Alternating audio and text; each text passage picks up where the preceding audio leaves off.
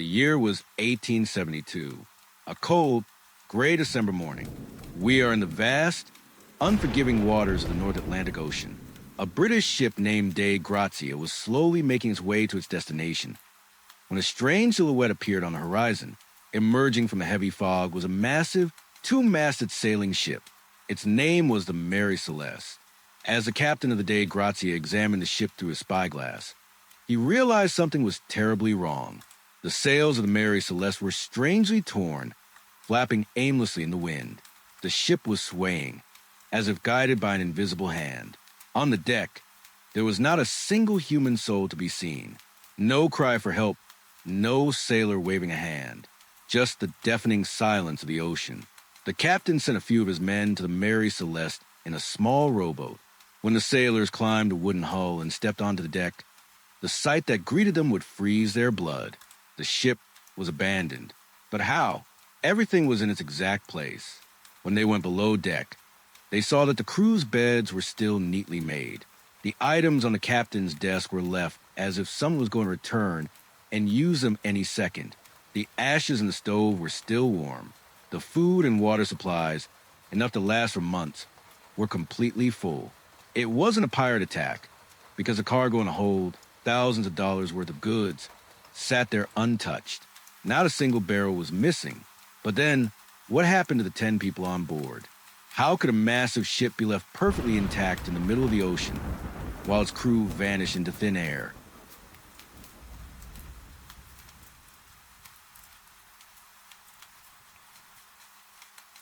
But before we look at the final voyage, we must look at the dark past of this vessel. Many sailors believe that a ship is born with a soul, and some souls are simply cursed in the beginning. Before she was named Mary Celeste, this ship was built in Nova Scotia in 1861, and she was given the name Amazon.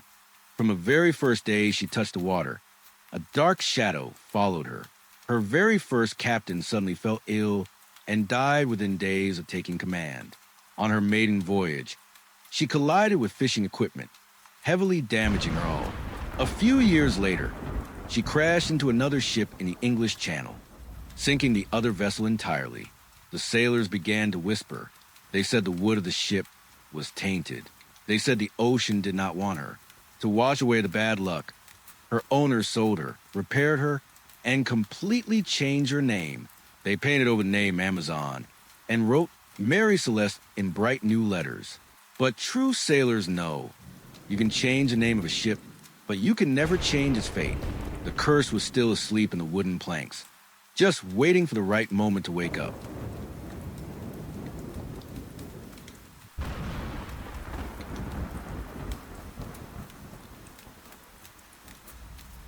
To solve this dark puzzle, we must go back to the day it all began. Exactly 1 month earlier, November 1872, the port of New York. The weather was hazy, but suitable enough for a sea voyage. At the helm of the Mary Celeste was Captain Benjamin Briggs, a highly experienced, respected, and disciplined man of the sea. Captain Briggs was not alone on this long journey. With him was his beloved wife, Sarah, and their little daughter, Sophia, who was only 2 years old. A carefully selected, experienced crew of 7 had also joined the ship, a total of 10 souls. In their hold, they carried 1,701 barrels of pure industrial alcohol. Their destination was the port of Genoa, Italy.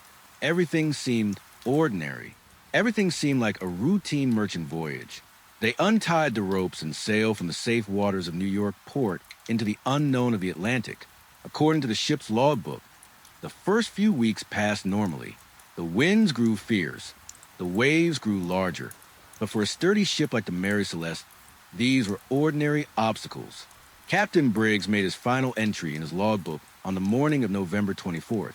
At 8 a.m., there was no sign of panic in the note, no mention of danger. He simply wrote down their coordinates. And after that hour, time stopped for the Mary Celeste.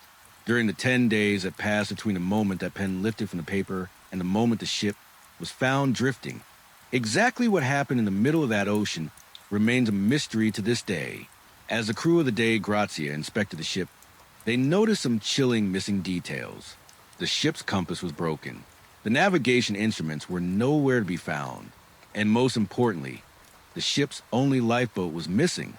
One of the main ropes had snapped and was hanging down toward the water.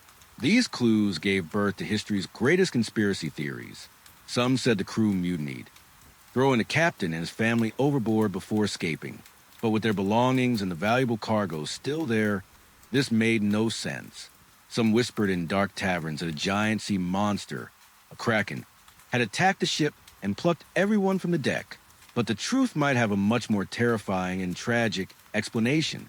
Today, the strongest theory held by historians and sailors is this. A few of the barrels of alcohol in the hold had leaked. The dense alcohol vapor building up in the closed hold had turned inside of the wooden ship into a ticking bomb.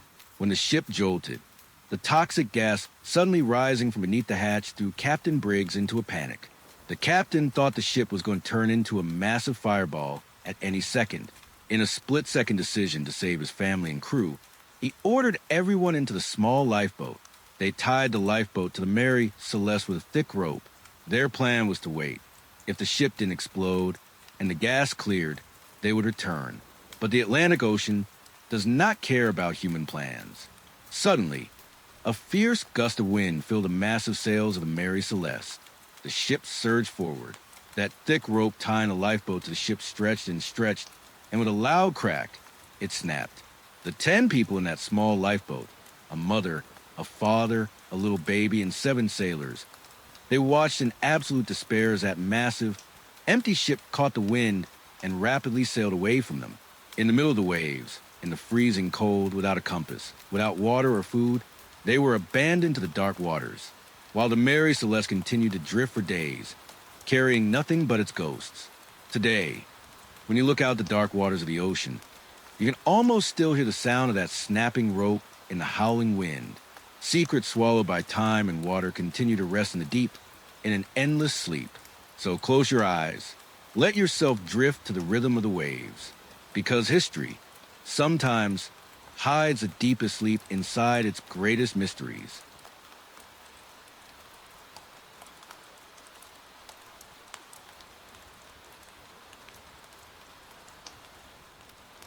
But the mystery of the Mary Celeste did not end in the middle of the cold ocean. It continued in a dark, wood-paneled courtroom in Gibraltar. When the crew of the Dei Grazia brought the ghost ship to port, they expected a massive reward for claiming an abandoned vessel. Instead, they found themselves treated as the prime suspects in a mass murder. Frederick Solly Flood, the Attorney General of Gibraltar, was a man who saw shadows everywhere. He did not believe in sea monsters. He did not believe in sudden panic. He believed in human greed. During the official inquiry, investigators boarded the Mary Celeste and found details that had been kept quiet. On the railing of the ship, there were deep, sharp cuts that looked exactly like the marks of an axe. And then there was a sword. Underneath the captain's bed, investigators found a rusted sword. But upon closer inspection, they claimed the dark spots on the blade were not rust. They looked like old, dried blood. Solly Flood built a terrifying theory. What if the crew of the Dei Grazia had actually intercepted the Mary Celeste? What if they had boarded her in the dead of night, slaughtered Captain Briggs, his wife, the little baby, and the entire crew just to claim the salvage money? Imagine the sheer horror of that scenario. The absolute darkness of the ocean. The sound of boots heavily stepping onto the wooden deck. The sudden betrayal in the middle of nowhere, where no one could hear your screams over the crashing waves. But as chilling as this theory was, it fell apart. The dark stains on the sword were later tested. It was just rust. The cuts on the railing were just from the everyday wear and tear of the sea. There was no murder. There was no betrayal. The Dei Grazia crew was cleared of all charges. But the dark cloud hanging over the Mary Celeste only grew heavier.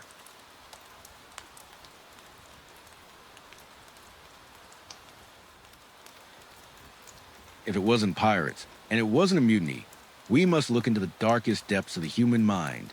The ocean is not just a body of water. It is a vast psychological void. Sailors in the 19th century called it the sea madness. Imagine being surrounded by absolute nothingness for weeks. The horizon never changes. The sky meets the water in an endless, dizzying loop. The only sounds are the creaking of the wood and the whistling of the wind. Day after day, night after night, psychologists have long debated what isolation does to a group of men locked in a wooden cage. The human brain, starved of new sights and sounds, begins to create its own reality. Perhaps the crew of the Mary Celeste did not flee from an explosion. Perhaps they fled from something entirely in their own minds. A collective hysteria. There's a phenomenon known as infrasound, extremely low-frequency sound waves generated by massive ocean storms, completely inaudible to the human ear, but your body feels it. It creates intense feelings of dread, sorrow, anxiety, and pure panic. Some scientists believe that an underwater earthquake or a distant storm sent a powerful wave of infrasound directly into the hull of the Mary Celeste. Imagine Captain Briggs sitting at his desk. Suddenly, an overwhelming wave of terror washes over him. For absolutely no logical reason, he feels like the walls are closing in.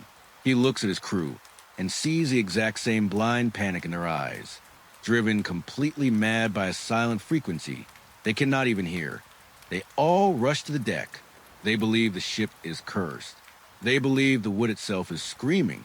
In a desperate attempt to escape the invisible terror, they lower the lifeboat and paddle away into the dark, cold water, escaping a ghost that only existed in their own minds.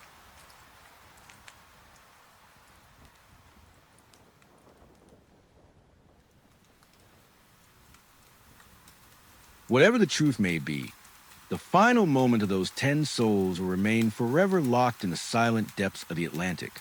We can only imagine the utter despair they felt as they sat in that tiny wooden lifeboat. The heavy fog rolling in, the temperature dropping below freezing, and the haunting sight of their own ship, their only home, slowly fading away into the mist, abandoning them completely. The Mary Celeste was eventually sold, passing from owner to owner, but her dark reputation followed her like a shadow. Sailors refused to work on her. They said the temperature on the deck would suddenly drop. They said you could hear the faint crying of a 2-year-old child coming from the empty lower cabins. In 1885, her final captain, unable to make any money with a cursed ship, deliberately crashed her into a coral reef near Haiti to collect the insurance money. Even in death, she refused to go quietly. The ship would not sink entirely. Her wooden bones remained stuck on the reef, slowly rotting away under the sun and the salt, a monument to one of the greatest mysteries of the sea. The ocean keeps its secrets well. Millions of gallons of dark, heavy water washing over the truth. So as you listen to the steady rhythm of the waves, let the mystery fade into the background. Some puzzles are not meant to be solved. They are only meant to be remembered in the quiet hours of the night. Let the sound of the deep water wash over you, drift away, just like the Mary Celeste, into the calm, endless fog.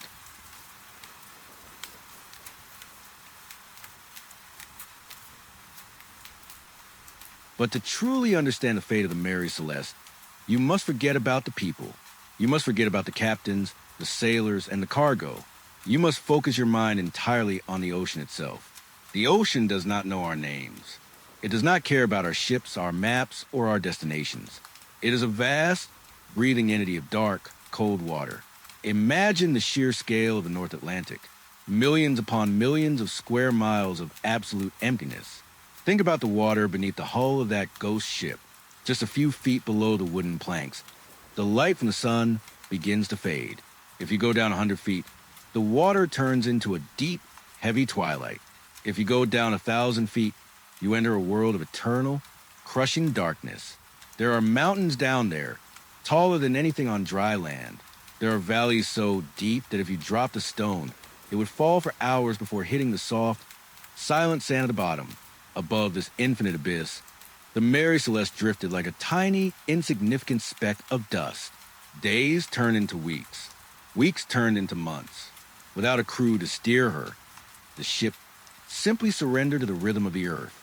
The massive ocean currents, the slow, invisible rivers of warm and cold water that circle the globe, took control of the wooden wheel. Listen to the sound of the water. It is never silent. Even on the calmest days, the heavy body of the ocean rises and falls, breathing like a sleeping giant. The water gently slaps against the side of the wooden hull, a slow, steady rhythm. Splash and retreat, splash and retreat. It is a sound that has existed for billions of years, long before humanity ever built its first boat. It is a sound that will continue for billions of years after we are all gone. Let that thought wash over you. The absolute permanence of the water. Nothing matters out here. There's only the wind, the salt, and the slow march of time. As the ghost ship drifted aimlessly, a slow transformation began. A ship is meant to be a living thing, kept alive by the warmth of its crew, but without human hands to tend to her. The Mary Celeste began to slowly return to nature. The hot afternoon sun beat down on the wooden deck, baking the planks, turning them white and dry like old bones. The salt from the sea spray settled on every surface. It began to slowly eat away at the iron nails and the brass hinges. Imagine the inside of the ship, the lower cabins, completely submerged in shadows. As the ship gently rocked from side to side, the objects left behind began to move. A wooden chair slowly sliding across the floorboards, a loose door creaking open and then shutting close with the sway of the waves. Creak and click, creak and click. It became a lonely symphony of wood and metal, playing to an audience of absolutely no one. In the captain's quarters, the dust began to settle, floating in the narrow beams of moonlight that pierced through the small windows. The pages of the open books curled at the edges, heavy with the dampness of the sea air. The warmth of the human lives that once inhabited this space had completely evaporated, replaced by the chill of the Atlantic deep. And up above, the night sky was a masterpiece of total isolation, hundreds of miles away from the smoke and lights of any city. The stars over the Mary Celeste were blindingly bright. The Milky Way stretched across the heavens like a river of silver dust. The ship sailed under this cosmic dome, a silent traveler moving through an empty universe. The moon cast a long, pale reflection on the black water, guiding a ship that had nowhere left to go. Now, imagine yourself standing on that empty deck. You are completely alone, but you are not afraid. There is a deep, profound peace in this isolation. The air is cold, crisp, and smells heavily of salt and old rain. You wrap a thick wool blanket around your shoulders and lie down on the wooden boards. You can feel the slow, heavy breathing of the ocean moving right through the wood, into your own body. With every rise of the wave, you take a slow, deep breath in, and with every fall of the wave, you let the air out, releasing all the tension in your muscles. Rise and fall. Breathe in the cold night air, and breathe out all the thoughts of the day. Out here, time simply does not exist. Clocks have no meaning. Calendars have no meaning. There's only the present moment. Just the wood, the water, and the stars. You watch the mast of the ship gently swaying back and forth against the starry sky, like a giant pendulum of a cosmic clock, swinging you deeper and deeper into relaxation. Back and forth, left and right, your eyelids are becoming incredibly heavy. The sound of the wind through the torn sails sounds like a soft lullaby, a whisper from the past, telling you that it is okay to let go, whatever mysteries the world holds. They do not need to be solved tonight. Let the ocean keep its secrets. Let the ghost ship sail into the mist of your dreams. There is nothing left to do, nowhere left to go, just the endless dark water, carrying you safely into a deep, dreamless sleep. Let the darkness comfort you. Let the silence embrace you. Drift away into the calm, endless night.